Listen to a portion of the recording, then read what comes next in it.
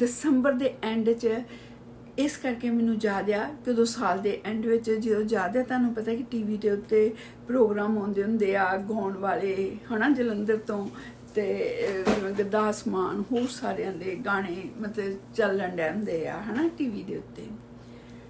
ਹਾਂ ਤੇ ਗੁਰਦਾਸ ਮਾਨ ਮੇਰਾ ਖਿਆਲ ਮਤਲਬ ਕਿ ਆਇਆ ਵੀ ਉਨਾ ਹੀ ਦਿਨਾਂ 'ਚ ਹੀ। ਮੈਨੂੰ ਯਾਦ ਹੈ ਕਿ ਉਦੋਂ ਮੈਂ ਹੋਸਟਲ 'ਚ ਬੈਠੀ ਜਲੰਧਰ HMV ਕਾਲਜ ਜਦੋਂ ਉਹਦਾ ਪਹਿਲੇ ਦਿਨ ਆਇਆ ਸੀ ਮਾਮਲਾ ਗੜਬੜ ਹੈ ਤੇ ਮੈਨੂੰ ਯਾਦ ਹੈ ਕਿ ਸਾਰੀਆਂ ਮਤਲਬ ਕੁੜੀਆਂ ਸਾਰੇ ਜਿਹੜੇ ਬਹੁਤ ਐਕਸਾਈਟਡ ਸੀ ਤਾਂ ਕਰਕੇ ਮੈਨੂੰ ਯਾਦ ਹੈ ਕਿ ਉਹਨਾਂ ਦਿਨਾਂ ਦੇ ਵਿੱਚ ਹੀ ਤੇ ਹੀ ਵਾਪਸ ਉੱਥੇ ਆਏ ਆ ਕਿਉਂਕਿ ਜਿਹੜਾ ਪੇਪਰ ਵਰਕ ਬਣਾਉਣਾ ਸੀ ਉਹ ਉੱਥੋਂ ਬਣਾਉਣਾ ਹੋਊਗਾ।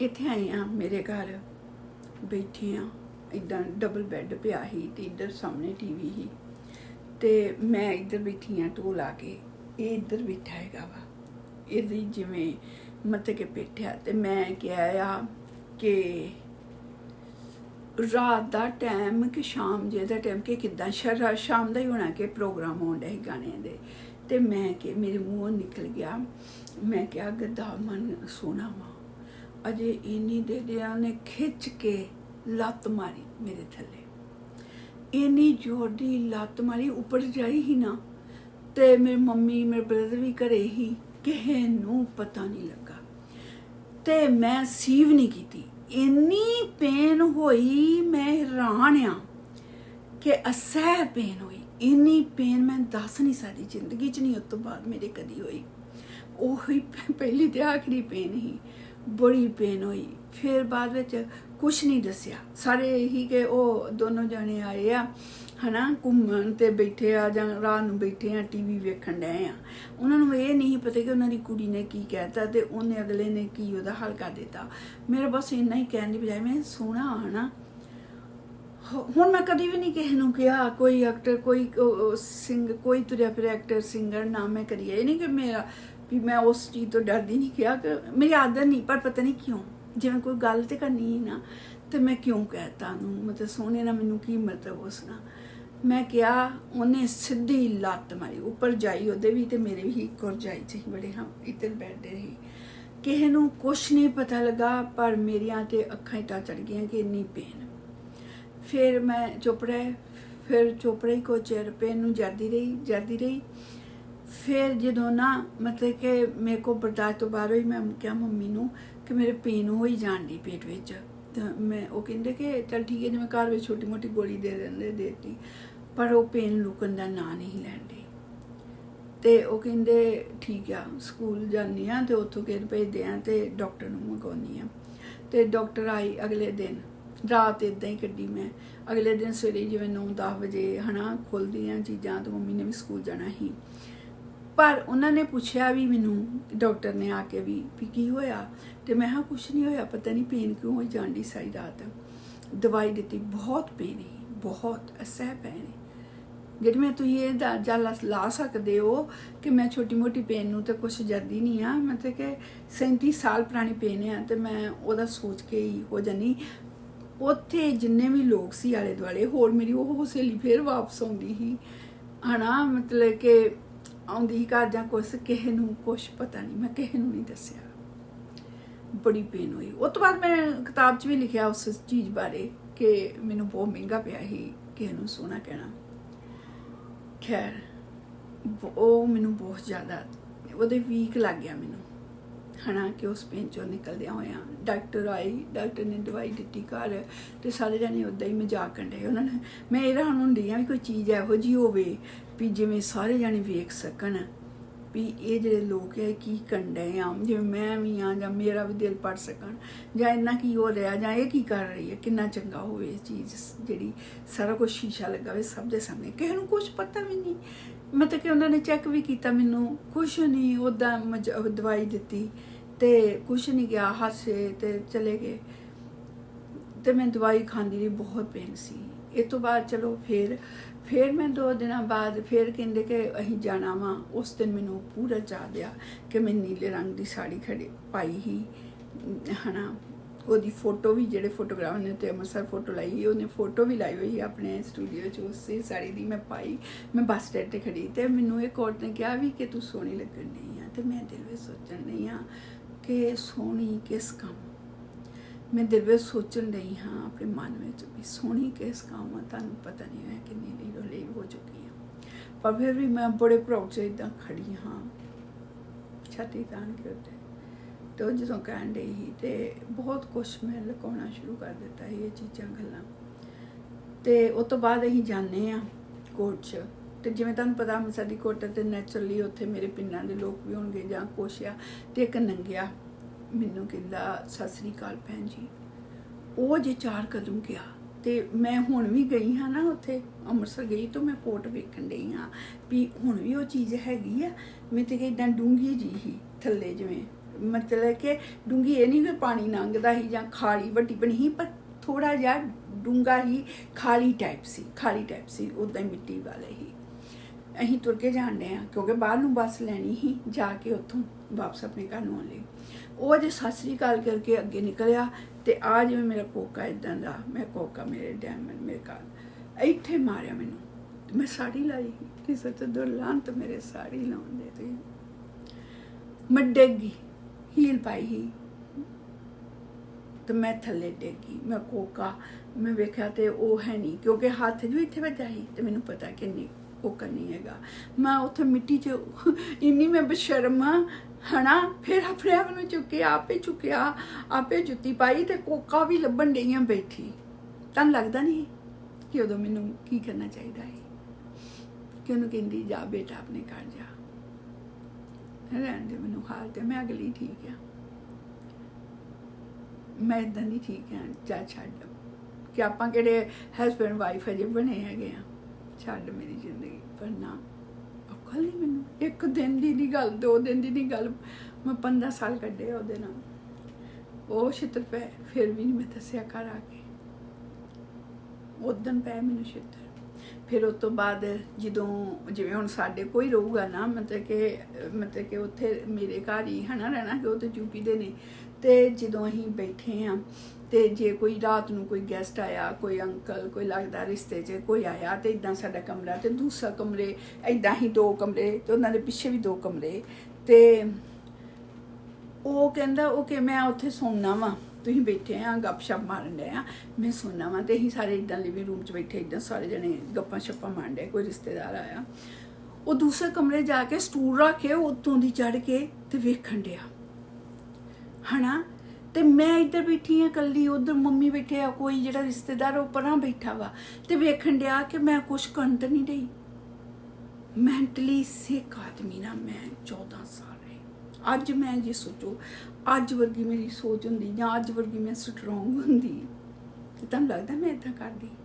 ਉਹ ਮੈਂ ਵੇਖਣ ਡਈ ਹਾਂ, ਮੈਂ ਉੱਧਰ ਬੈਠੀ ਹਾਂ ਤੇ ਮੈਨੂੰ ਆਵਾਜ਼ ਆਈ, ਮਤਲਬ ਕਿ ਕੋਈ ਜਿਵੇਂ ਸਟੂਲ ਰੱਖਿਆ ਹੋਊਗਾ ਨਾ ਇੱਦਾਂ ਉੱਚਾ, ਤੁਸੀਂ ਸੋਚੋ ਡੋਲ ਦੇ ਉੱਪਰ ਜਿਹੜੀ ਛੋਟੀ ਜਿਹੀ ਬਾਰੀ ਹੁੰਦੀ ਆ ਉਹਦੇ ਵਿੱਚੋਂ ਉਹ ਝਾਕਣ ਡਿਆ। ਤੇ ਉਹ ਨਾ ਆਵਾਜ਼ ਆਈ ਕੋਈ ਡਿੱਗਣ ਦੀ, ਤੇ ਮੈਂ ਭੱਜੀ ਜਾਂਦੀ ਹਾਂ ਕਿ ਮਤਲਬ ਕਿ ਉਹ ਬੈਠਾ ਵੀ ਨਹੀਂ ਇੱਥੇ ਰਿਸ਼ਤੇਦਾਰ, ਤੇ ਕੀ ਗੱਲ ਹੋ ਗਈ ਆ। ਤੇ ਮੰਮੀ ਵੀ ਜਾਂਦੇ, ਮੈਂ ਕਿਹਾ ਕੀ ਹੋਇਆ ਕੀ ਨਹੀਂ। ਤੇ ਜਦੋਂ ਹੀ ਮੰਮੀ ਬਾਹਰ ਆ ਗਏ ਫਿਰ ਮੇਰੇ ਫੜ ਕੇ ਵਾਲਾਂ ਤੋਂ ਫਿਰ ਕੁੱਟਿਆ ਕਿ ਤੂੰ ਮਤਲਬ ਤੂੰ ਕੀ ਕਰਦੀ ਫਿਰਦੀ ਆ, ਤੂੰ ਕਿਉਂ ਬੋਲਦੀ ਆ। ਤੇ ਮੈਂ ਕਿਹਾ ਵੀ ਇਹ ਤੇ ਸਭ ਮੇਰੇ ਰਿਸ਼ਤੇਦਾਰ ਆ, ਤੇ ਕਿੱਦਾਂ ਮਤਲਬ ਮੈਂ ਬੋਲ ਚਾਲ ਬੰਦ ਕਰ ਸਕਦੀ ਹਾਂ ਜਾਂ ਕਿੱਦਾਂ ਮੈਂ ਕੋਈ, ਮੇਰਾ ਕਸੂਰ ਕੀ ਆ, ਮੈਂ ਕੀਤਾ ਕੀ ਆ। ਖੈਰ ਉਦਣ ਵੱਜੀ ਫਿਰ ਤੇ ਬਸ, ਫਿਰ ਮੈਨੂੰ ਵੱਜਦੀ ਹੀ ਇੱਦਾਂ ਨਹੀਂ ਮਾਰਦੇ ਕਿ ਇੱਦਾਂ ਚਪੇੜ ਉਹ ਕੋਟ 'ਚ ਵੱਜੀ ਸੀ ਇੱਦਾਂ, ਜਿਵੇਂ ਉੱਥੇ ਲੱਤ ਮਾਰੀ ਮੈਨੂੰ ਉਹਨੇ ਥੱਲੇ, ਲੱਤਾਂ ਮਾਰਦਾ ਹੀ, ਬੈਲਟਾਂ ਨਾਲ ਕੁੱਟਦਾ ਹੀ, ਜੁੱਤੀ ਜਿਹੜੀ ਉਹ ਪੈਰ ਦੀ ਜੁੱਤੀ ਹੁੰਦੀ ਸੀ ਉਹਨੂੰ ਏਦਾਂ ਚਲਾ ਕੇ ਮਾਰਦਾ ਸੀ। ਬਸ ਇਹ ਸਿਲਸਿਲਾ ਆਪਣਾ ਜਾਰੀ ਰਿਹਾ। ਉਹ ਪੇਪਰ ਵੀ ਉਹਨੇ ਚਿਰ ਨੂੰ ਬਣ ਜਾਂਦੇ ਆ ਤੇ ਫਿਰ ਅਸੀਂ ਚੜ੍ਹ ਕੇ ਤੇ ਯੂਪੀ ਚਲੇ ਜਾਂਦੇ ਆ। ਤੇ ਫਿਰ ਮੈਂ ਕਿਹਾ ਇੱਕ ਦਿਨ, ਫਿਰ ਮੈਂ ਥੋੜਾ ਕਿਹਾ ਕਿ ਮੈਂ ਤਾਂ ਇੱਥੇ ਆਈ ਹਾਂ ਤੇ ਘਰੇ ਚਲੇ ਜਾਂਦੀ ਹਾਂ, ਤੇ ਮਤਲਬ ਕਿ ਮੈਂ ਕਿਤੇ ਗਈ ਨਹੀਂ ਆ। ਤੇ ਨੈਣੀਤਾਲ ਕਿ ਮੇਰੇ ਰਿਸ਼ਤੇਦਾਰ ਕਹਿੰਦੇ ਹੁੰਦੇ ਕਿ ਉੱਥੇ ਉਹਨਾਂ ਦੀ ਕੁੜੀ ਪੜ੍ਹਦੀ ਆ ਜਾਂ ਕੁਛ ਆ, ਤੇ ਉਹ ਬੜਾ ਸੋਹਣਾ ਵਾ ਤੇ ਲੱਗ ਗਈ ਆ। ਤੇ ਮੇਰਾ ਵੀ ਜੀ ਕਰਦਾ, ਅਖੀਰਲੇ ਦਿਨ ਤੱਕ ਵੀ ਉਹ ਕਹਿੰਦੇ ਰਹੇ ਨਹੀਂ ਹਨਾ। ਤੁਸੀਂ ਮੇਰੀ ਫੋਟੋ ਵੇਖਦੇ ਹੋਣੇ, ਸਾੜੀ ਲੱਗੀ, ਮੈਂ ਇੱਥੇ ਖੜੀ ਆ ਇੱਦਾਂ ਕਰਕੇ। ਪਰ ਮੈਂ ਕਿਹਾ ਨਹੀਂ, ਮੈਂ ਜਾਣਾ ਹੈਗਾ, ਪੈਸੇ ਮੇਰੇ ਕੋਲ ਹੈਗੇ ਆ, ਤੁਸੀਂ ਮੈਨੂੰ ਉੱਥੇ ਲੈ ਕੇ ਚੱਲੋ ਹਨਾ, ਕਿ ਮੈਂ ਜਾਣਾ। ਤੇ ਸੱਸ ਤੇ ਬਾਥਰੂਮ 'ਚ ਹੀ ਵੜ ਗਈ। ਉਹ ਕਹਿੰਦੀ ਕਿ ਨਹੀਂ ਜਾਣਾ। ਪਰ ਉਸ ਦਿਨ ਮੈਂ ਇੱਕ ਜਿੱਦ ਕੀਤੀ ਕਿ ਹਨੀਮੂਨ ਕਿਸ ਨਾਂ ਦਾ ਹੁੰਦਾ ਵਾ। ਉਹ ਤੋਂ ਬਾਅਦ ਨਾ 4 ਮਹੀਨਿਆਂ ਬਾਅਦ, ਜ਼ਿਆਦਾ ਮਹੀਨੇ ਹੋ ਗਏ ਸੀ, ਕਿ ਕਿਸ ਬਲਾ ਦਾ ਹੁੰਦਾ ਵਾ ਤੇ ਮੇਰਾ ਜੀ ਕਰਦਾ ਵਾ ਕਿ ਮੈਂ ਜਾਵਾਂ ਉੱਥੇ। ਤੇ ਖੈਰ ਮੈਂ ਬਹੁਤ ਮਨਾਇਆ, ਛਿੱਤਰ ਵੀ ਖਾਦੇ, ਪਰ ਉੱਥੇ ਚਲੇ ਗਏ ਆ। ਖੈਰ ਮੈਂ ਉਹ ਲੇਕ ਵਿੱਚ ਵੀ ਮੈਂ ਇੱਦਾਂ ਮੈਂ ਹੱਸਦੀ ਫਿਰਦੀ ਹਾਂ। ਉਹ ਛਿੱਤਰਾਂ ਦੀ ਮੈਨੂੰ ਕੋਈ ਪਰਵਾਹ ਨਹੀਂ ਆ। ਮੈਂ ਬਸ ਉਹੀ ਜਿੰਦਾ ਰਹਿਣ ਦੀ ਕੋਸ਼ਿਸ਼ ਕਰਨ ਡਈ ਆ, ਮਤਲਬ ਕਿ ਪ੍ਰੂਫ ਇਕੱਠੇ ਕਰਨ ਡਈ ਆ, ਜਿਵੇਂ ਫੋਟੋਆਂ ਲਵਾਉਣ ਡਈ ਆ। ਇੱਕ ਘੋੜਾ ਆਇਆ ਸੀ, ਉੱਤੇ ਬੈਠੀਆਂ। ਫਿਰ ਜਿਵੇਂ 3 ਕੁ ਦਿਨ ਉੱਥੇ ਰਹੇ ਹਾਂ, ਤੇ ਫਿਰ ਮੈਨੂੰ ਕਿਹਾ ਕਿ ਚੱਲ ਇਹ ਉੱਠਦਾ ਹੀ ਨਹੀਂ, ਕਮਰੇ 'ਚੋਂ ਹੀ ਨਹੀਂ ਉੱਠਦਾ ਸੀ ਜਾਂ ਕੁਛ ਆ, ਮਤਲਬ ਕਿ ਕੋਈ ਇੰਟਰਸਟ ਹੀ ਨਹੀਂ ਲੈਣ ਡਿਆ ਸੀ, ਕੁਛ ਨਹੀਂ ਸੀ। ਤੇ ਮੈਂ ਉਹ ਲੇਕ 'ਚ ਆ ਕੇ ਤੇ ਮੈਂ ਉਹ ਫੋਟੋਆਂ ਕਰਨ ਡਈ ਹਾਂ। ਇਹ ਸਭ ਚੀਜ਼ਾਂ ਬੜੀ ਮੁਸ਼ਕਲ ਉਹ ਬਸ ਗਈਆਂ ਉਹਦੇ ਨਾਲ। ਉਹ ਵੀ ਮਤਲਬ ਮੈਂ ਜ਼ਬਰਦਸਤੀ ਕੀਤਾ ਸੀ, ਤੇ ਉਹਦੀਆਂ ਮੇਰੀਆਂ 2-4 ਤਸਵੀਰਾਂ ਪ੍ਰੂਫ ਹੈਗੀਆਂ ਨੇ ਕਿ ਉੱਥੇ ਗਈਆਂ, ਪਰ ਉੱਥੇ ਵੀ ਕੁਛ ਨਹੀਂ ਹਾਲ ਕੀਤਾ।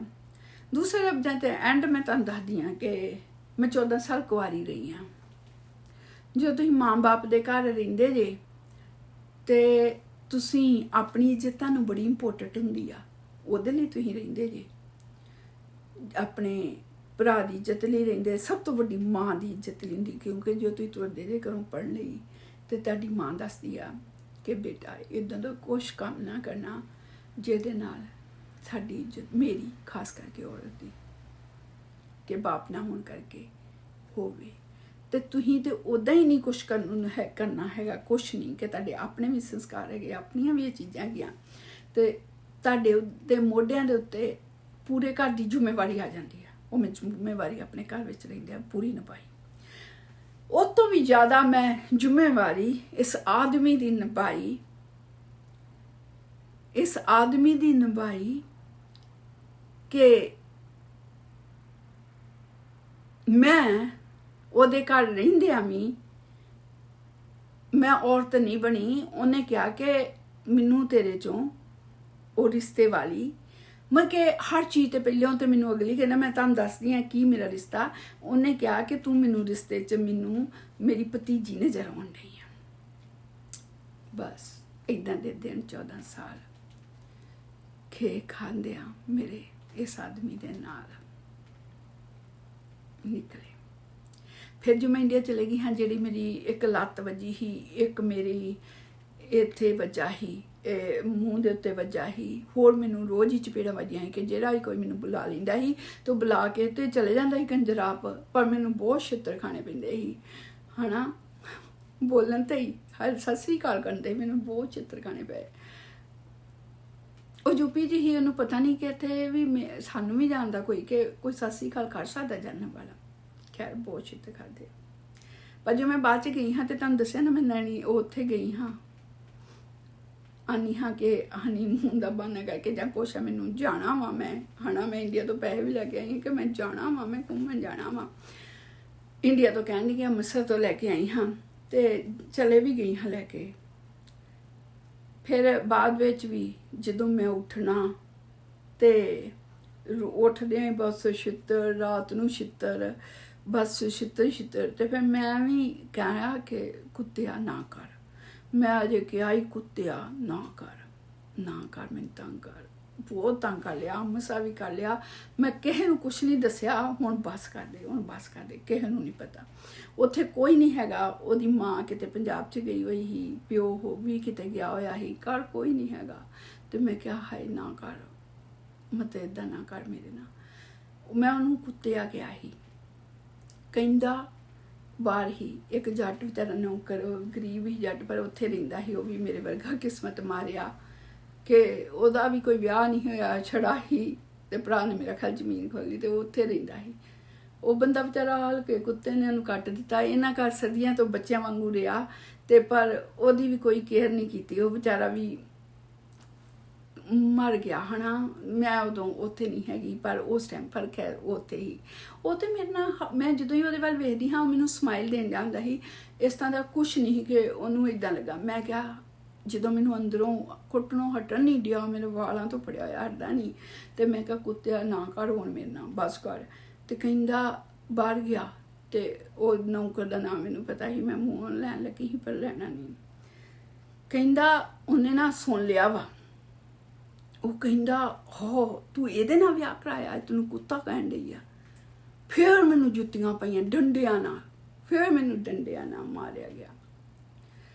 ਓਕੇ, ਫਿਰ ਸਾਰੀ ਉਮਰ ਹੋਰ ਡੰਡੇ ਪਏ ਕਿ ਉਹ ਬੰਦੇ ਨੇ ਕੁੱਤਾ ਸੁਣ ਲਿਆ। ਪਤਾ ਨਹੀਂ ਉਹਨੇ ਸੁਣਿਆ ਕਿ ਨਹੀਂ, ਮੈਂ ਉਹਦੇ ਸਾਹਮਣੇ ਕਈ ਵਾਰ ਗਈ, ਉਹਨੂੰ ਸਤਿ ਸ਼੍ਰੀ ਅਕਾਲ ਭਾਜੀ ਕਹਿੰਦੀ ਆ ਤੇ ਸਾਰਾ ਕੁਛ, ਤੇ ਉਹ ਹਮੇਸ਼ਾ ਸਮਾਈਲ ਦੇਣ ਡਿਆ। ਉਹਨੇ ਕਦੀ ਵੀ ਨਹੀਂ ਮੈਨੂੰ ਕੁਛ ਕਿਹਾ ਨਾ ਵੀ ਤੂੰ ਇਦਾਂ ਬੋਲਿਆ ਜਾਣਾ, ਪਰ ਇਹਨੇ ਮੈਨੂੰ ਕਿਹਾ ਕਿ ਉਹਨੇ ਹੁਣ ਸੁਣ ਲਿਆ। ਤੇ ਉਹਦੇ ਫਿਰ ਬਾਅਦ ਵਿੱਚ ਤੇ ਡੰਡਿਆਂ ਦੇ ਨਾਲ, ਜੁੱਤੀਆਂ, ਬੈਲਟਾਂ ਨਾਲ ਇਹ ਸਾਰੀ ਪਰੇਡ ਮੇਰੀ ਹੁੰਦੀ ਰਹੀ। ਚਲੋ ਇਹ ਸਭ ਕੰਮ ਕਰਦਿਆਂ ਵੀ ਉਹ ਜਿਹੜਾ ਬਾਹਰ ਦਾ ਬਣਿਆ ਸੀ। ਹੁਣ ਮੈਂ ਤੁਹਾਨੂੰ ਪਿੱਛੇ ਲੈ ਕੇ ਜਾਂਦੀ ਹਾਂ ਕਿ ਕੌਣ ਹੈ ਇਨਸਾਨ। ਇਸ ਤਰ੍ਹਾਂ ਕਿ ਮੈਂ ਆਪਣੀ ਡਿਗਰੀ ਕੀਤੀ ਤੇ ਮੇਰਾ ਹੈਗਾ ਹੀ ਖਿਆਲ ਕਿ LLB ਕਰਨ ਦਾ, ਤੇ ਮੇਰੀ ਮਦਰ ਕਹਿੰਦੇ ਸੀ ਵੀ ਚੱਲ ਤੂੰ ਨਰਸਿੰਗ ਕਰ ਲਾ ਹੈ ਨਾ ਜਾਂ ਕੁਛ ਹੈ, ਪਰ ਮੇਰੇ ਦਾਦਾ ਹੀ ਨਹੀਂ ਚਾਹੁੰਦੇ ਕਿ ਮੈਂ ਨਰਸਿੰਗ ਦਾ ਕੁਛ ਕਰਾਂ।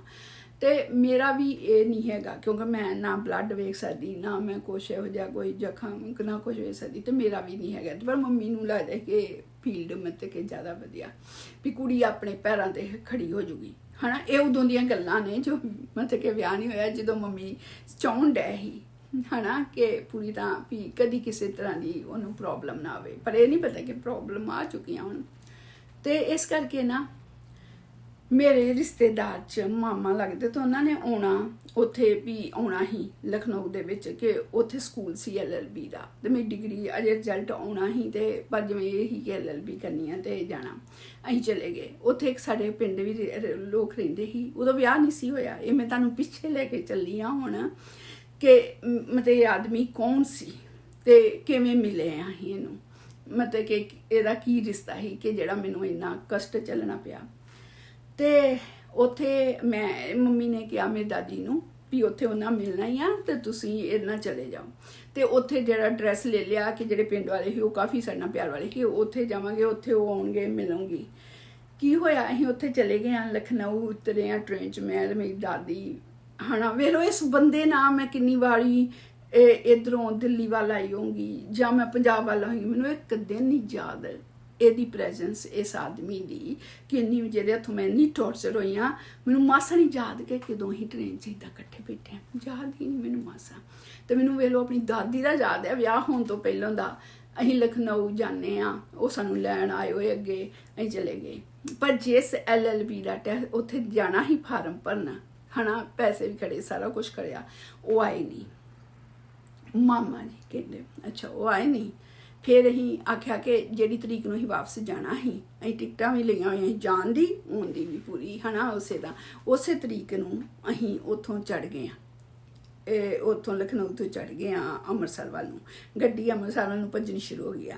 ਤੇ ਰਸਤੇ 'ਚ ਰਾਮਪੁਰ ਆਇਆ ਤੇ ਮੈਂ ਆਪਣੀ ਦਾਦੀ ਨੂੰ ਪੁੱਛਿਆ ਕਿ ਮੈਂ ਆਪਣੀ ਦਾਦੀ ਨੂੰ ਕਿਹਾ ਬੀਜੀ ਮੈਂ ਸੁਣਿਆ ਵਾ ਕਿ ਤੁਹਾਡੀ ਇੱਥੇ ਇੱਕ ਰਿਸ਼ਤੇਦਾਰ ਆ ਤੇ ਹਨਾ ਭੈਣ ਆ, ਤੇ ਆਪਾਂ ਉੱਥੇ ਚੱਲੀਏ। ਤੇ ਉਹਨੇ ਕਿਹਾ ਨਹੀਂ ਉੱਥੇ ਨਹੀਂ ਆਪਾਂ ਕਦੀ ਵੀ ਗਏ ਹੈਗੇ, ਐਵੇਂ ਹੀ ਆ ਉਹਨਾਂ ਦਾ ਘਰ, ਤੇ ਰਹਿਣ ਦੇ ਤੂੰ, ਅਸੀਂ ਨਹੀਂ ਜਾਣਾ, ਨਾਲੇ ਅਸੀਂ ਪਹੁੰਚਣਾ। ਮੇਰੇ ਬੀਜੀ ਇੱਦਾਂ ਕਹਿਣਗੇ ਅਸੀਂ ਪਹੁੰਚਣਾ, ਅਸੀਂ ਵਾਪਸ ਪਹੁੰਚਣਾ ਅੰਮ੍ਰਿਤਸਰ, ਮੈਂ ਨਹੀਂ ਜਾਣਾ। ਤੇ ਮੈਂ ਕਿਹਾ ਮੈਂ ਵੇਖਣਾ ਚਾਹੁੰਦੀ ਉਹਨਾਂ ਦਾ ਘਰ ਕਿੱਦਾਂ ਦਾ ਹੁੰਦਾ, ਪੈਲੀਆਂ ਕਿੱਦਾਂ ਦੀਆਂ। ਜਿਵੇਂ ਮੈਂ ਉਹ ਪਿੰਡ ਵਾਲਿਆਂ ਦੇ ਵੀ ਗਈ ਹਾਂ, ਉਹਨਾਂ ਦਾ ਵੀ ਜਿਵੇਂ ਮਤਲਬ ਜ਼ਮੀਨ 'ਚ ਘਰ, ਮੈਨੂੰ ਇਹੋ ਜਿਹੀਆਂ ਚੀਜ਼ਾਂ ਚੰਗੀਆਂ ਲੱਗਦੀਆਂ। ਜਿਵੇਂ ਮੈਂ ਦੱਸਣ ਦੀ ਇਹਨਾਂ ਨੂੰ ਕਿ ਜ਼ਮੀਨ ਜਾਇਦਾਦ ਵਾਲੇ ਤੇ ਅਸੀਂ ਵੀ ਹਾਂ, ਪਰ ਘਰ ਦਾ ਮਾਹੌਲ ਇੱਦਾਂ ਨਹੀਂ। ਮੰਮੀ ਸਕੂਲ ਟੀਚਰ ਸੀ, ਅਸੀਂ ਜ਼ਮੀਨ ਜਮਾਨ ਵੱਲ ਕਦੀ ਗਏ ਨਹੀਂ ਹੈ ਨਾ, ਤੇ ਨਾ ਅਸੀਂ ਬਾਹਰ ਸੌਂਦੇ। ਤੇ ਮੈਨੂੰ ਵੀ ਚੰਗਾ ਲੱਗਦਾ ਕਿ ਜੇ ਖੇਤਾਂ ਵਿੱਚ ਲੋਕੀ, ਤੇ ਇਹ ਚੀਜ਼ਾਂ ਮੈਨੂੰ ਚੰਗੀਆਂ ਲੱਗਦੀਆਂ ਸੀ। ਇਹ ਪੇਂਡੂ ਮਾਹੌਲ ਮੈਨੂੰ ਚੰਗਾ ਲੱਗਦਾ ਹੁੰਦਾ ਸੀ ਕਿ ਮੈਂ ਉਸ ਜਗ੍ਹਾ 'ਤੇ ਜਾਵਾਂ। ਮੈਨੂੰ ਬਹੁਤ ਮੇਰਾ ਦਿਲ ਕਰਦਾ ਹੁੰਦਾ ਪੈਲੀਆਂ 'ਚ ਫਿਰਾਂ, ਇਹੋ ਜਿਹਾ ਕੁਛ। ਤੇ ਮੈਨੂੰ ਜਦੋਂ ਵੀ ਕੋਈ ਇੱਦਾਂ ਦਾ ਕੋਈ ਰਿਸ਼ਤੇਦਾਰ ਮਿਲਦੇ ਤੇ ਮੈਂ ਉੱਧਰ ਲਾਈਕ ਕਰਦੀ ਹੈ ਨਾ ਜਾਣਾ। ਤੇ ਜੋ ਮੈਂ ਰਸਤੇ 'ਚ ਆਉਣ ਡਿਆ ਤੇ ਮੈਂ ਆਪਣੀ ਦਾਦੀ ਨੂੰ ਬਹੁਤ ਮਨਾਇਆ ਕਿ ਆਪਾਂ ਕੋਈ ਗੱਲ ਨਹੀਂ ਆ, ਕਿ ਉਹ ਆਂਦੇ ਉਹ ਡੀਕਦੇ ਹੋਣੇ ਆ। ਤੇ ਮੈਂ ਹਾਂ ਕੋਈ ਨਹੀਂ ਆ ਕਿ ਅਜੇ ਮੇਰੇ ਕੋਲ ਛੁੱਟੀਆਂ ਹੈਗੀਆਂ ਨੇ, ਤੇ ਜਿਹੜੇ ਕੰਮ ਲਈ ਗਏ ਹਾਂ ਉਹ ਤੇ ਪਹੁੰਚੇ ਵੀ ਨਹੀਂ ਉੱਥੇ ਹੈ ਨਾ, ਤੇ ਅਸੀਂ ਤੇ ਮੈਂ ਐਡਮਿਸ਼ਨ ਵੀ ਨਹੀਂ ਕੋਈ ਲਈ ਉੱਥੇ, ਤੇ ਆਪਾਂ ਇਹਨੂੰ ਵਕੇਸ਼ਨ ਦੀ ਤਰ੍ਹਾਂ ਹੀ ਵਰਤਦੇ ਹਾਂ, ਤੇ ਚਲੋ ਆਪਾਂ ਚੱਲੀਏ। ਤੇ ਮੈਂ ਵੇਖੋ ਉਸ ਟਾਈਮ ਕਿੰਨਾ ਬੋਲਣ ਡਈ ਆਪਣੀ ਦਾਦੀ ਨਾਲ ਕਿ ਮੈਂ ਆਪਣੀ ਦਾਦੀ ਨੂੰ ਮਨਾਇਆ ਕਿ ਆਪਾਂ ਉਤਰੀਏ ਇੱਥੇ। ਗੱਡੀ ਤੁਹਾਨੂੰ ਪਤਾ ਅੰਮ੍ਰਿਤਸਰ ਜਾਣੀ, ਪਰ ਉਹ ਗੱਡੀ ਰਾਮਪੁਰ ਹਨੇਰਾ ਹੋ ਗਿਆ ਸੀ ਜਦੋਂ ਪਹੁੰਚੀ, ਰਾਤ ਦੇ 10 ਵਜੇ ਹੈ ਨਾ। ਜਦੋਂ ਅਸੀਂ ਉਤਰੇ फिर उतों उतर के ते उतों उतर के एक होर शहर हैगा, उत्थे जाना ही। अच्छा, उतों बस ते गए हैं। तो जो अं बस ते गए तो फिर अं पुछते फिरदे हाँ। मैं अपनी दादी ने पूछा भी वो कित्थे रहिंदे आ, कोई ये तो है नहीं कोई फोन जां कित्थे आ। मैं पूछा भी वो कित्थे रहिंदे आ, तो मेरी दादी नूं ये पता ही कि वो जगह का नाम पता ही। तो अं बस तो उतरे तो एक मैनू याद आ कोई जेंटलमैन अपनी बेटियां 3-4 यंग बेटियां दे नाल बैठा ही, ਉਹਦੀ वाइफ सी। तो अं ਉਹਨੂੰ कुदरती पुछ लिया कि हुण अं बस तो उतर के हुण अं किधर नूं जाना हैगा वा, असीं इस फार्म ते जाना हैगा।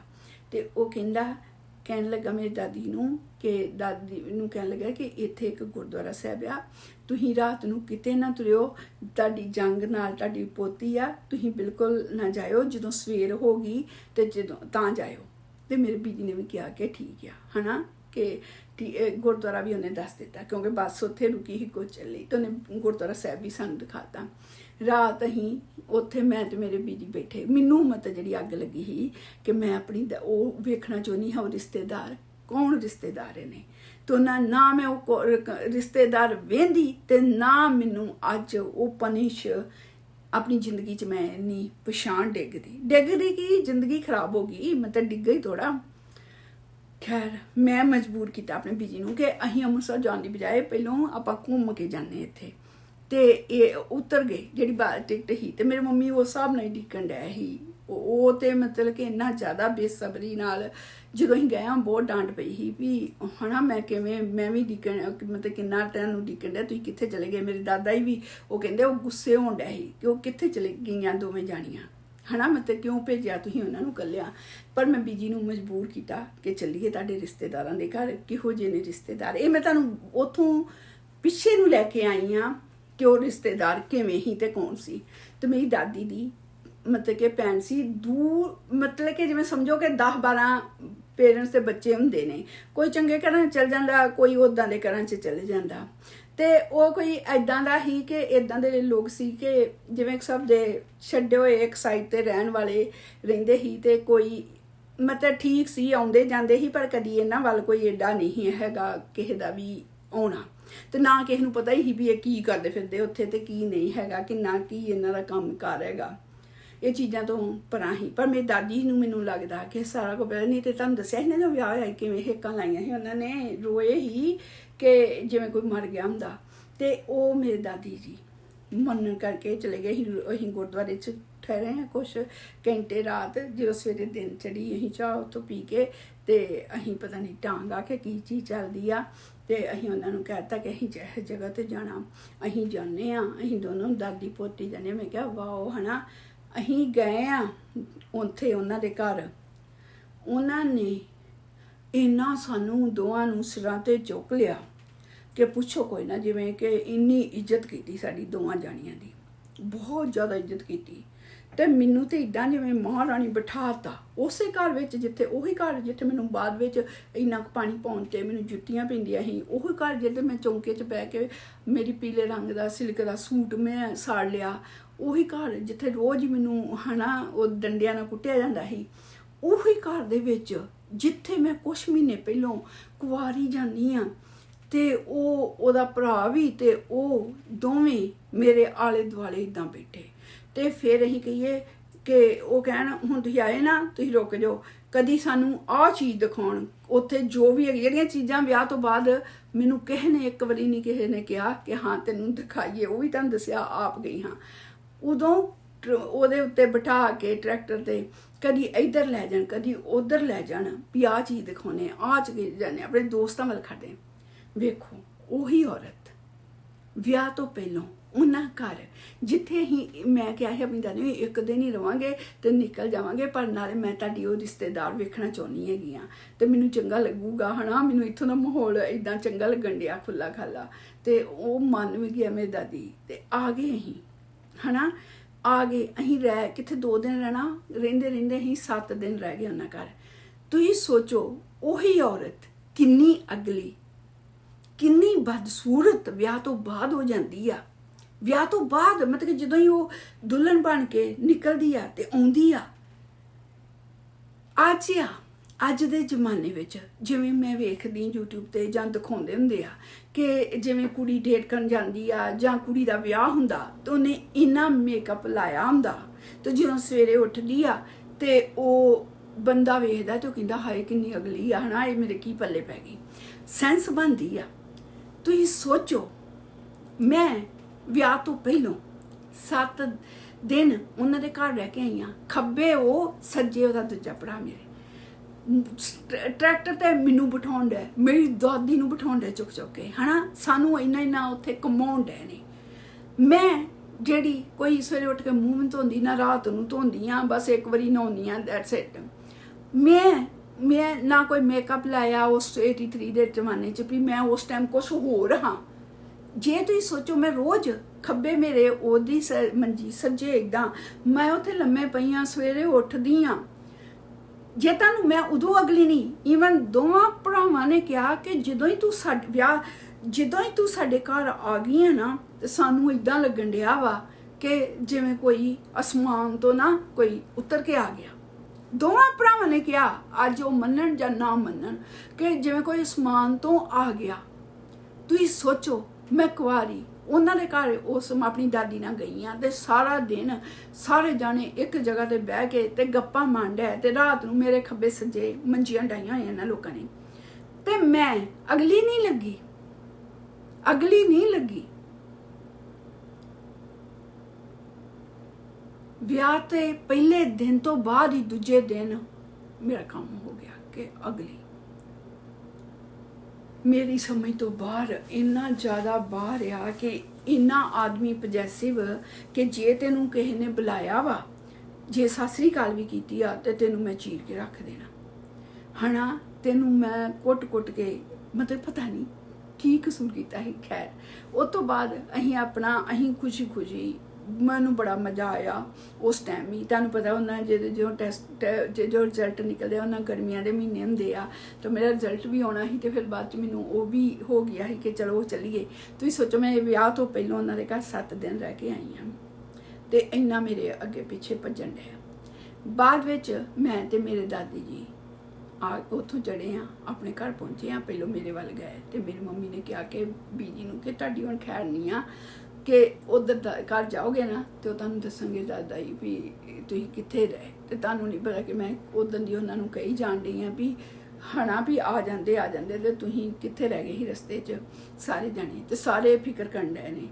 ਤੇ ਖੈਰ ਦਾਦਾ ਜੀ ਨੂੰ ਦੱਸਿਆ ਹੋਊਗਾ ਮੇਰੀ ਦਾਦੀ ਨੇ ਵੀ ਹਨਾ ਮੈਂ ਜਿੱਦ ਕੀਤੀ ਉੱਥੇ ਜਾਣ ਦੀ ਜਾਂ ਜੋ ਵੀ ਦੱਸਿਆ ਹੋਊਗਾ ਸਾਰਾ ਕੁਝ। ਫਿਰ ਹਫ਼ਤੇ ਬਾਅਦ ਮਾਹੌਲ ਥੋੜਾ ਢਿੱਲਾ ਪਿਆ ਕਿ ਉਹ ਕਹਿਣ ਵੀ ਉਹ ਤੁਰ ਪਈ ਆ ਜੰਗ ਉਹਨੂੰ ਲੈ ਕੇ ਨਾਲ, ਤੇ ਕਿੱਥੇ ਗਏ ਹੋਣਗੇ। ਤੇ ਗਏ ਕਿਤੇ ਨਹੀਂ, ਉੱਥੇ ਲਖਨਊ ਗਏ ਆਪਣੇ ਹਨਾ। ਮੇਰੀ ਉੱਥੇ ਵੀ ਮੇਰੀ ਉਹ ਸਹੇਲੀ ਮੇਰੇ ਨਾਲ ਪੜ੍ਹਦੀ ਰਹੀ ਜਿਤਨਾ ਦੇ ਘਰ ਹੀ। ਇੱਥੇ ਵੀ ਮੇਰੀ ਦਾਦੀ ਰਿਸ਼ਤੇ ਵੀ, ਇਹ ਤੇ ਮੈਂ ਕੰਪੈਲ ਕੀਤਾ। ਫਿਰ ਅਸੀਂ ਪਹੁੰਚ ਗਏ। ਅਜੇ ਮੈਨੂੰ ਹਫ਼ਤਾ ਹੀ ਹੋਇਆ ਆਈ ਨੂੰ ਆਪਣੇ ਘਰ ਹਨਾ। ਹਫ਼ਤਾ ਕੇ 2 ਹਫ਼ਤੇ ਹੋਏ ਉਹਨੇ ਤੇ ਰਿਜ਼ਲਟ ਵੀ ਆ ਗਿਆ ਸੀ ਮੇਰਾ। ਮੈਂ ਵੇਖਿਆ ਤੇ ਉਹ ਬੰਦਾ ਤੁਰਿਆ ਆਉਣ ਡਿਆ ਗੱਡੀ ਤੋਂ ਉਤਰ ਕੇ। ਤੇ ਉਸ ਜਦੋਂ ਆਉਂਦਾ ਵਾ ਤੇ ਮੈਂ ਤੇ ਮੈਨੂੰ ਤੇ ਇਹ ਹੀ ਕਿ ਮੇਰਾ ਉਹ ਚਾਚਾ ਲੱਗਦਾ, ਮੇਰਾ ਰਿਸ਼ਤੇਦਾਰ ਆ। ਤੇ ਇਹ ਤੋਂ ਜ਼ਿਆਦਾ ਮੇਰੇ ਦਿਲ ਦਿਮਾਗ ਦੇ ਲਾਗੇ ਉਸ ਇਨਸਾਨ ਬਾਰੇ ਕੋਈ ਚੀਜ਼ ਹੈ ਹੀ ਨਹੀਂ। ਉਹ 2 ਹਫ਼ਤਿਆਂ ਬਾਅਦ ਹੀ ਸਾਡੇ ਘਰ ਆ ਗਿਆ ਤੇ ਆ ਕੇ ਮੇਰੀ ਦਾਦੀ ਘਰ ਜਾਣ ਲੂ ਉਹਨਾਂ ਦਾ ਭਨੇਵਾ ਜਾਂ ਕੁਛ ਉੱਧਰ ਜਾਣ ਪਿਆ, ਸਾਡੇ ਘਰ ਆ ਕੇ ਡੇਰੇ ਲਾਏ। ਤੇ ਮੈਨੂੰ ਯਾਦ ਆ ਪੂਰੀ ਰਾਤ ਕਿ ਮੇਰੀ ਮੰਮੀ ਨੂੰ ਕਹਿਣ ਡਿਆ, ਭਾਬੀ ਜੀ ਮੈਨੂੰ ਪਤਾ ਵਾ ਜੋ ਤੁਹਾਡੇ ਸਰੀਕਿਆਂ ਨੇ ਕੀਤਾ, ਤੁਸੀਂ ਮੈਨੂੰ ਆਪਣੀ ਕੁੜੀ ਦਾ ਰਿਸ਼ਤਾ ਦੇ ਦਿਓ। ਮੈਂ ਕਦੀ ਨਹੀਂ, ਮੈਨੂੰ ਪਤਾ ਕਿੰਨਾ ਤੁਸੀਂ ਦੁੱਖ ਭੋਗਿਆ ਵਾ, ਕੁਛ ਲੈਣ ਦੇਣ ਦੀ ਨਹੀਂ ਗੱਲ, ਕੁਛ ਨਹੀਂ ਆ, ਤੁਸੀਂ ਰਿਸ਼ਤਾ ਦੇ ਦਿਓ, ਮੈਂ ਸਾਰਾ ਕੁਛ ਠੀਕ, ਮਤਲਬ ਕਿ ਮੈਂ ਕੋਈ ਇੰਨਾ ਪਿਆਰ ਦਊਂਗਾ ਕਿਸੇ ਤਰ੍ਹਾਂ ਦੀ। ਮੈਨੂੰ ਪਤਾ ਵੀ ਕਿਹੜੀਆਂ ਕਮੀਆਂ ਚੋਂ ਨਿਕਲੇ ਆ ਤੁਸੀਂ, ਕਿੰਨਾ ਮਤਲਬ ਤੁਹਾਨੂੰ ਸਰੀਕੇ ਵਾਲਿਆਂ ਨੇ ਹਨਾ ਤੁਹਾਡੇ ਨਾਲ ਦੁਰਵਿਹਾਰ ਕੀਤਾ ਵਾ, ਤੇ ਮੈਂ ਤੁਹਾਨੂੰ ਇਹ ਕਰੂੰ। ਤੇ ਮੈਨੂੰ ਯਾਦ ਹੈ ਉਹ ਰਾਤ ਕਿ ਏਦਾਂ ਗੱਲਾਂ ਕਰਨ ਡਿਆ ਮੇਰੀ ਮੰਮੀ ਦੇ ਨਾਲ, ਤੇ ਮੈਂ ਵੀ ਲਾਗੇ ਪਈ ਹੋਈ ਹਾਂ ਹਨਾ, ਮਤਲਬ ਨਾ ਦੂਸਰੇ ਮੰਜੇ ਦੇ ਉੱਤੇ, ਤੇ ਮੈਂ ਸੁਣ ਰਹੀ ਸਾਰੀਆਂ ਗੱਲਾਂ। ਤੇ ਪਰ ਮੇਰੇ ਦਿਮਾਗ ਇਹੋ ਚੀਜ਼ਾਂ 'ਚ ਨਹੀਂ ਉਸ ਟਾਈਮ ਹੈਗਾ, ਇਹਨਾਂ ਚੀਜ਼ਾਂ ਦੇ ਲਾਗੇ ਵੀ ਨਹੀਂ ਮੇਰਾ ਦਿਮਾਗ ਹੈਗਾ ਹੁੰਦਾ। ਤੇ ਮੈਂ ਸੋਚੋ ਆਪਣੇ ਆਪ ਲਈ ਖੁਦ ਹੀ ਢੂੰਡ ਲੈਂਦੀ मतलब कि मैं इस नरक नूं क्यों पाउणा ही, क्योंकि मेरे दिमाग 'ਚ ही नहीं। पर ਉਹਨੇ ਜਿਵੇਂ ਦਿਖਾਇਆ ਵੀ ਪਤਾ ਮੈਨੂੰ ਤੁਹਾਡਾ ਕਿਵੇਂ ਸਰੀਕਿਆਂ ਨੇ ਹਾਲ ਕੀਤਾ, ਪਰ ਕੋਈ ਗੱਲ ਨਹੀਂ ਹੈ ਨਾ। ਮੈਂ ਕਹਿੰਦਾ ਇਹ ਕਹਿੰਦਾ ਮੇਰਾ ਇਹ ਰਿਸ਼ਤਾ ਤੇ ਰੱਬ ਵੀ ਨਹੀਂ ਤੋੜ ਸਕਦਾ, ਮੈਂ ਇਹਦੇ ਨਾਲ ਹੀ ਵਿਆਹ ਕਰਾਉਣਾ ਤੇ ਤੁਸੀਂ ਹਾਂ ਕਰੋ। ਤੇ ਮੰਮੀ ਨੇ ਕਿਹਾ ਕਿ ਓਕੇ ਠੀਕ ਆ। ਮੰਮੀ ਨੂੰ ਇਦਾਂ ਲੱਗਾ ਕਿ ਮੰਮੀ ਨੇ ਇਹ ਨਹੀਂ ਵੇਖਿਆ ਉੱਥੇ ਦੀ ਭੁੱਖ ਨੰਗ ਨਹੀਂ ਵੇਖੀ, ਮੰਮੀ ਨੇ ਇਹ ਨਹੀਂ ਵੇਖਿਆ ਕਿ ਮੁੰਡੇ ਕੋਲ ਐਜੂਕੇਸ਼ਨ ਕੀ ਆ, ਮੰਮੀ ਨੇ ਇਹ ਨਹੀਂ ਵੇਖਿਆ ਕਿ ਉਹ ਕੀ ਕਰਦਾ। ਮੰਮੀ ਇਹ ਹੀ ਦੂਸਰਾ ਉਹਨੂੰ ਉਹ ਇੱਕ ਹੋਰ ਸਾਡੇ ਕਜ਼ਨ ਸੀ, ਮੇਰੇ ਡੈਡੀ ਦੇ ਕਜ਼ਨ, ਮਾਸੀ ਦੇ ਬੇਟੇ, ਉਹਨਾਂ ਦੇ ਬਹੁਤ ਵਧੀਆ ਬਿਜ਼ਨਸ ਸੀ ਪਨਾਮਾ ਦੇ ਵਿੱਚ। ਉਹਨਾਂ ਨੇ ਕਿਹਾ ਕਿ ਸੱਦਣਾ ਹੈਗਾ ਵਾ ਹਨਾ, ਸੱਦਣਾ ਵਾ। ਪਰ ਜਿਹੜੀ ਕੁੜੀ ਉਹ ਕਹਿਣ ਡਿਆ ਸੀ ਉੱਥੇ ਉਹ ਵਿਆਹ ਨਹੀਂ ਕਰਨਾ ਚਾਹੁੰਦੇ ਹਨਾ। ਉਹ ਇਹ ਪਤਾ ਹੀ ਨਹੀਂ ਇਹ ਚੀਜ਼ ਦੀ ਬਾਅਦ 'ਚ ਆਉਣ ਡਈ ਆ। ਮਤਲਬ ਇਸ ਚੀਜ਼ ਦੀਆਂ ਮੈਂ ਸਾਰੀਆਂ ਨਿੱਕੀਆਂ ਨਿੱਕੀਆਂ ਚੀਜ਼ਾਂ ਹੁਣ ਇਕੱਠੀਆਂ ਕਰਨ ਡਈ ਆ ਜਿਹੜੀ ਤਾਂ ਉਹਨਾਂ ਨੇ ਕਿਹਾ। ਜਿਹੜੇ ਮੇਰੇ ਡੈਡੀ ਦੇ ਮਾਸੀ ਦੇ ਬੇਟੇ ਹੀ ਜਿਹੜੇ ਰਹਿੰਦੇ ਸੀ ਪਨਾਮਾ, ਜਿਨ੍ਹਾਂ ਨੇ ਵੀ ਉਹ ਮੈਨੂੰ ਇੱਦਾਂ ਹੀ ਲੱਗਦਾ ਸੀ ਉਹ ਫਰਿਸ਼ਤਾ ਹੀ ਆ ਕੋਈ ਚੀਜ਼ ਹੈ ਨਾ। ਮਤਲਬ ਕਿ ਮੈਂ ਬਹੁਤ ਉਹਨਾਂ ਦੀ ਇੱਜ਼ਤ ਕਰਦੀ ਹਾਂ ਉਦੋਂ ਵੀ ਤੇ ਹੁਣ ਵੀ ਕਰਦੀ ਹਾਂ। ਹੁਣ ਵੀ ਲੋਕ ਕਹਿੰਦੇ ਹੁੰਦੇ ਬਾਹਰੋਂ ਕੁਛ ਕਹਿੰਦੇ, ਪਰ ਮੇਰੇ ਦਿਲ ਵਿੱਚ ਜਿਨ੍ਹਾਂ ਦੀ ਇੱਜ਼ਤ ਹੋ ਜਾਂਦੀ ਆ ਰਹਿੰਦੀ ਆ। ਉਹਨਾਂ ਨੇ ਕਿਹਾ ਕਿ ਇਹਨੇ ਬਾਹਰ ਆਉਣਾ ਹੈਗਾ, ਪਰ ਇਹ ਕਵੇ ਕਿ ਇਹਦੇ ਨਾਲ ਮੈਂ ਸ਼ਾਦੀ ਕਰਨੀ ਹੈਗੀ ਆ ਹਨਾ, ਹੋਰ ਕਿਸੇ ਨਾਲ ਨਹੀਂ ਕਰਨੀ ਹੈਗੀ। ਤਾਂ ਉਹਨੇ ਕਿਹਾ ਠੀਕ ਹੈ, ਤੁਸੀਂ ਦੋਵਾਂ ਦੇ ਤੁਹਾਡੇ ਵੀਜ਼ੇ ਭੇਜਦੇ ਆ, ਦੋਨੋਂ ਸ਼ਾਦੀ ਕਰੋ ਹਨਾ। ਤਾਂ ਜਾ ਕੇ ਇਹ ਜਿਹੜੀ ਰਿਸ਼ਤੇਦਾਰੀ ਵਿੱਚ ਬਾਅਦ ਵਿੱਚ ਮੈਂ ਵਾਈਫ ਬਣਨ ਦੀ ਬਜਾਏ, ਮਤਲਬ ਕਿ ਵਾਈਫ ਤੇ ਮੈਂ ਅੱਜ ਤੱਕ ਬਣ ਨਾ ਸਕੀ 15 ਸਾਲ। ਮਤਲਬ ਕਿ ਮੈਂ ਭਤੀਜੀ ਨਜ਼ਰ ਆਉਂਦੀ ਰਹੀ ਤੇ ਨਾ ਮੈਂ ਵਾਈਫ ਵਾਲਾ ਸੁੱਖ ਲੈ ਸਕੀ, ਨਾ ਮੈਂ ਇੱਜ਼ਤ ਪਾ ਸਕੀ।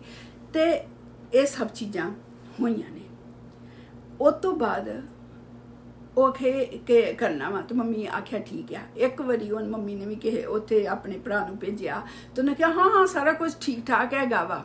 ਜਿਨ੍ਹਾਂ ਨੇ ਆਉਣਾ ਸੀ LLB ਦੀ ਮੈਨੂੰ ਟੈਸਟ ਕਰਾਉਣ, ਉਹ ਰਿਸ਼ਤਾ ਕਰਨੀ ਚਲੇ ਗਏ ਉੱਥੇ ਸਿੱਧਾ। ਉਹ ਜਿਹੜੀ LLB ਸੀ ਉਹ ਉੱਥੇ ਦੀ ਉੱਥੇ ਹੀ ਟਿਕ ਗਈ, ਉਹ ਕੁਛ ਨਹੀਂ ਹੋਇਆ ਮੇਰਾ। ਮਤਲਬ ਕਿ ਉਹ ਰਿਸ਼ਤਾ ਹੀ ਕਰਨ ਚਲੇ ਗਏ। ਹਾਂ ਭੈਣ ਬਹੁਤ ਸਾਰੀ ਪਤਾ ਨਹੀਂ ਕਿਹੜੀ ਜ਼ਮੀਨ ਦਿਖਾਤੀ, ਉਹ ਕੀ ਕਿਹਾ ਹੋਊਗਾ ਜਾਂ ਉਸ ਜ਼ਮੀਨ ਨਾਲ ਕੀ ਮਤਲਬ ਮੇਰੇ ਹਿੱਸੇ ਤੇ ਮਤਲਬ ਕਿ ਮੰਜੀ ਜਿੰਨੀ ਵੀ ਨਹੀਂ ਜਗ੍ਹਾ ਆਈ। ਮੈਂ ਡਬਲ ਕੰਮ ਕਰਕੇ ਉਸ ਘਰ ਦੇ ਕਰਜ਼ੇ ਉਤਾਰੇ, ਉਸ ਘਰ ਦੀ ਗਰੀਬੀ ਦੂਰ ਕੀਤੀ ਤੇ ਉਹ ਤੇ ਐਸ਼ ਕੋਈ ਹੋਰ ਔਰਤ ਦੇ ਪੱਲੇ ਉਹਨੇ ਪਾਈ। ਮਤਲਬ ਕਿ ਪਰ ਉਹ ਕਰਦੇ ਉਹ ਜਾ ਕੇ ਉਹਨਾਂ ਕਿਹਾ ਉਹ ਠੀਕ ਹੈ ਵਧੀਆ ਇਦਾਂ ਰਿਸ਼ਤਾ ਹੋਇਆ ਸੀ, ਰਿਸ਼ਤੇਦਾਰੀ ਵਿੱਚ ਹੋਇਆ ਸੀ। ਫਿਰ ਮੰਮੀ ਨੇ ਕਿਹਾ ਮੈਨੂੰ, ਫਿਰ ਉਹ ਚਲੇ ਗਿਆ ਵਾਪਸ ਹਨਾ ਠੰਡਾ ਹੋ ਕੇ ਕਿ ਹਾਂ ਇਹਦੇ ਨਾਲ ਹੀ ਹੋਣਾ। ਤੁਸੀਂ ਸੋਚੋ ਜਦੋਂ ਮੈਂ ਉਹਨਾਂ ਘਰ ਜਾਂਦੀ ਹਾਂ ਤੇ ਤਾਂ ਮੈਂ ਠੀਕ ਲੱਗਣ ਡਈ ਹਾਂ ਹਨਾ, ਮੈਂ ਸੋਹਣੀ ਲੱਗਣ ਡਈ ਹਾਂ। ਵਿਆਹ ਹੋਣ ਤੋਂ ਬਾਅਦ ਕਹਿਣ ਤੂੰ ਅਗਲੀ ਆ, ਤੂੰ ਬਹੁਤ ਮਤਲਬ ਕਿ ਮੈਨੂੰ ਇੰਨਾ ਬਦਸੂਰਤ ਕਿਹਾ। ਵਿਆਹ ਹੋਣ ਤੋਂ ਬਾਅਦ ਇੰਨਾ ਕੁਛ ਮੈਨੂੰ ਸਹਿਣੇ ਪਏ ਮੇਨੇ, ਮੈਂ ਦੱਸ ਨਹੀਂ ਸਕਦੀ। ਸਾਰਾ ਚੱਕਰ ਹੋਇਆ ਪੈਸੇ ਦਾ। ਔਰ ਤੁਸੀਂ ਸੋਚੋ ਜੇ ਮੰਮੀ ਨੇ ਇੰਨਾ ਵੱਡਾ ਚੈੱਕ ਲਿਖ ਕੇ ਦੇਣਾ ਹੁੰਦਾ ਹਨਾ ਮੇਰੇ ਨਾਂ ਤੇ ਇਹਦੇ ਨਾਲ ਵਿਆਹ ਕਰਨਾ ਹੀ। ਯੂਪੀ 'ਚ ਜਿੱਦ ਕੋ ਕੱਖ ਵੀ ਨਹੀਂ ਹੈਗਾ। ਮੰਮੀ ਨੇ ਇੱਕ ਵਾਰੀ ਵੀ ਨਹੀਂ ਮੈਨੂੰ ਪੁੱਛਿਆ ਤੈਨੂੰ ਕੀ ਮਿਲਿਆ ਜਾਂ ਉੱਥੇ ਕੀ ਨਹੀਂ ਹੈਗਾ ਜਾਂ ਕੀ ਨਹੀਂ, ਨਾ ਕੁਛ ਨਹੀਂ ਪੁੱਛਿਆ ਮੈਨੂੰ, ਕਿਉਂਕਿ ਮੈਂ ਵੀ ਨਹੀਂ ਕਦੀ ਦੱਸਿਆ। ਮੈਂ ਵੀ ਇੱਦਾਂ ਦੱਸਿਆ ਵਧਾ ਕੇ ਕਿ ਮੈਂ ਮੇਰੇ ਵਰਗਾ ਖੁਸ਼ ਇਸ ਦੁਨੀਆ ਦੇ ਵਿੱਚ ਹੈ ਨਹੀਂ। ਫਿਰ ਉਹ ਫਿਰ ਉਹ ਜਿਹੜਾ ਵਿਆਹ ਵਾਲਾ ਤੇ ਤੁਹਾਨੂੰ ਮੈਂ ਪਹਿਲਾਂ ਹੀ ਸੁਣਾ ਚੁੱਕੀ ਹਾਂ ਕਿ ਇਹ ਕਿੱਸਾ ਹੋਇਆ ਸੀ ਕਿ ਇੱਦਾਂ ਅਸੀਂ ਮਿਲੇ ਹਾਂ ਤੇ ਉਹ ਹੀ ਮੇਰੇ ਮਗਰ ਭੱਜਾ ਆਇਆ ਸੀ। ਤੇ ਉਹਨੇ ਉਦੋਂ ਹਫਤਾ ਉਦੋਂ ਵੀ ਰਹਿ ਕੇ ਗਿਆ ਘਰ, ਜਿਵੇਂ ਮੈਂ ਉੱਥੇ ਰਹਿ ਕੇ ਆਈ ਹਾਂ ਇੱਦਾਂ ਹੀ ਰਹਿ ਕੇ ਆਇਆ। ਮੇਰਾ ਕੁਛ ਲੈਣਾ ਦੇਣਾ ਨਹੀਂ।